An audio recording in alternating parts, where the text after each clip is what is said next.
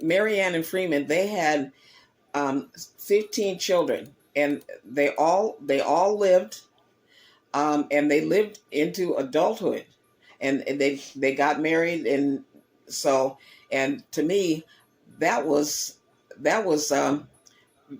um, I'm gonna say particular, because usually, uh, probably when you hear about the white families, especially here in Minnesota, when we go to a like a historic home or something like that, and they mention, their kids and everything like that.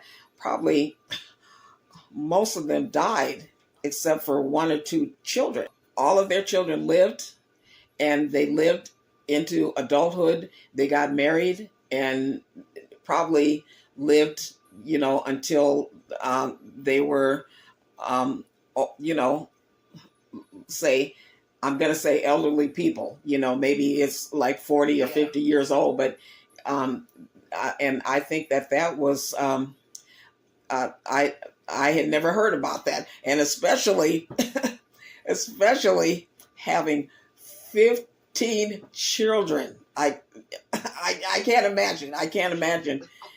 Yeah.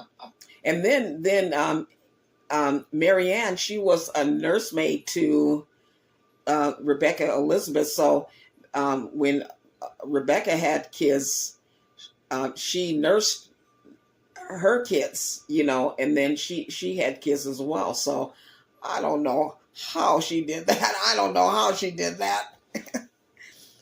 Yeah, I just had one child, and that was hard enough for me. I don't know how she had 15. Yes, yes, and she did a lot of different things. She did.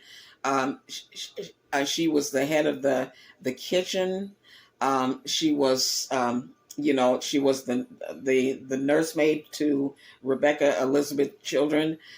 She what she did some medicinal things, and she was a midwife as well. Even though I was going into the midwives later, because my father told me about his grandmother. But uh, you know the the slaves, um, they weren't visited by the doctor, and so they had to have their own medicinal cures and everything else. So um, the white doctor, he did not visit them.